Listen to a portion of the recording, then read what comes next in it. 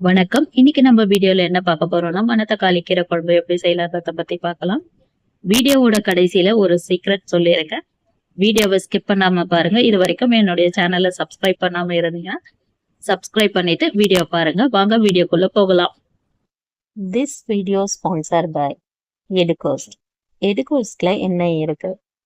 Online course, digital marketing, advance marketing, பேசிக்ல இருந்து வீட்டில் இருந்தே நம்மளால் லேர்ன் பண்ணிக்க முடியும்.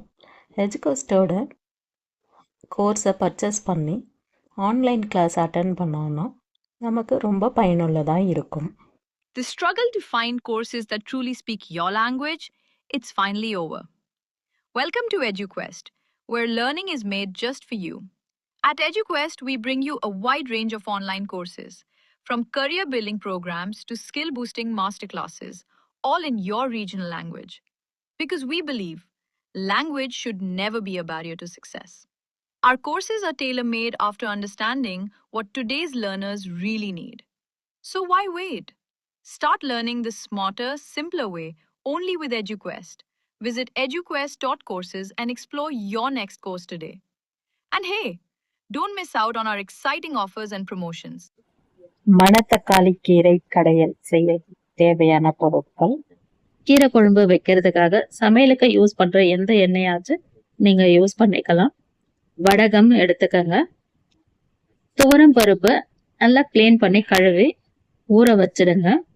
சின்ன வெங்காயம் அல்லது பெரிய வெங்காயம், நறுக்கி வச்ச பூண்டு, 3 தக்காளி பழம், கருவேப்பிள்ளை, காய்ந்த மிளகாய், உப்பு தேவையான அளவு, கீரை குழம்பு செய்யறதுக்கு தண்ணி, கிளீன் பண்ணி வச்ச மணத்தக்காளி கீரை.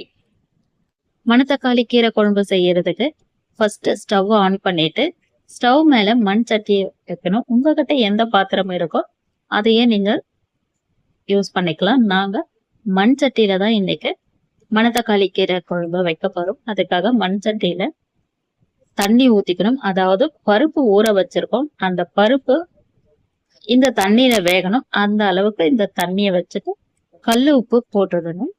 போட்ட பிறகு ஊற வச்சிருக்கிற இந்த பருப்பையும் இந்த தண்ணியோட போட்டு நல்லா கொதிக்க விடணும்.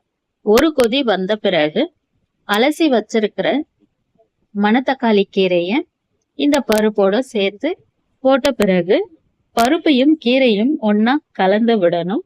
கலந்த பிறகு 3 தக்காளி பழத்தை மணத்தக்காளி கீரை பருப்போட சேர்த்து இந்த 3 தக்காளி பழமும் நல்லா வேகணும். இது எந்த அளவுக்கு வேகணும்னா, கீரை தக்காளி பருப்பு எந்த அளவுக்கு வேகணும்னா, கைகள்ல பிடிச்சு பாத்தீங்கன்னாவே தெரியும் எந்த அளவுக்கு வெந்து இருக்குன்னு.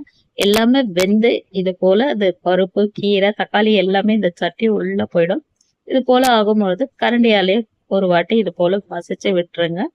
அதன் பிறகு கல் சட்டியில கடைஞ்சிருங்க. பருப்பு வேக வச்சிருக்கோம், கீரையும் வேக வச்சிருக்கோம். ஆனா இதே பச்சையா எப்படி இருக்குன்னு சந்தேகமா இருக்கா? அந்த சீக்ரெட்டை வீடியோவோட கடைசியில வீடியோவை கடைசி வரைக்கும் ஸ்கிப் பண்ணாம பாருங்க. அப்பதான் அந்த சீக்ரெட்டை தெரிஞ்சுக்க முடியும். கடைச்சு வச்ச கீரைய தாளிக்கணும். அதுக்காக ஸ்டவ்ல சட்டியை வச்சுட்டு சட்டி காஞ்சதும் எண்ணெயை ஊத்தணும். எண்ணெய் சட்டி காஞ்ச பிறகு வடகத்தை இது போல உங்க கைகளாலேயே நொறுக்கி வச்சுக்கோங்க.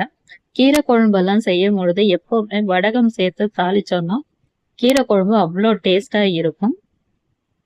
எண்ணெயில வடகம் போட்டாச்சு. அடுத்தது நறுக்கி வச்சிருக்கிற பூண்டு சேர்த்துக்கணும். பூண்டு சேர்த்த பிறகு நறுக்கி வச்சிருக்கிற வெங்காயத்தையும் சேர்த்துக்கணும். அதன் பிறகு கருவேப்பிலையும் சேர்த்து ஒரு தடவை நல்லா கிளறி விடணும்.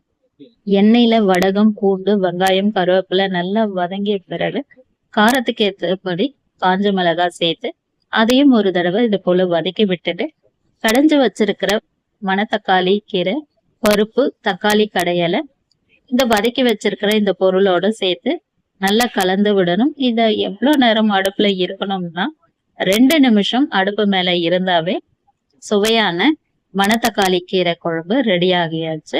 மணத்தக்காளி கீரை குழம்பு ரெடி ஆகியாச்சு. கீரை குழம்பு நிறைய பேர் சாப்பிட மாட்டாங்க. ஆனா இது போல கெட்டி பதமா செஞ்சு கொடுங்க, சாப்பிடாதவங்களும் கண்டிப்பா சாப்பிடுவாங்க. வீடியோவோட கடைசியில இந்த கீரை வேக வச்ச பிறகு எப்படி இது போல பச்சையா இருக்குன்ட்டு சொல்றேன்னு சொல்லியிருக்கேன். அதுக்கு என்ன காரணம்னா, பருப்பு ரொம்ப கம்மியா எடுக்கணும், கீரை அதிகமா எடுக்கணும். துவரம் பருப்பு வேக வச்சுட்டு ஒரு கொதி வரும்பொழுதே கீரைய போட சொல்லியிருக்கேன். அது போல போட்டா மட்டும்தான் இது போல கீரை வெந்துட்ட பிறகும் பச்சையாவே இருக்கும். கீரையெல்லாம் அதிகமா ஃப்ரிட்ஜ்ல எல்லாம் வைக்காம இது போல வெளியவே வச்சு யூஸ் பண்ணோம்னா சமைக்கும் பொழுது கீரை பச்சை கலர்லயே நமக்கு கிடைக்கும். மணத்தக்காளி கீரை குழம்பு எப்படி செய்யணும்ன்றத இந்த வீடியோல சொல்லி கொடுத்திருக்கேன். இந்த வீடியோ உங்களுக்கு பிடிச்சிருந்தா லைக் பண்ணுங்க,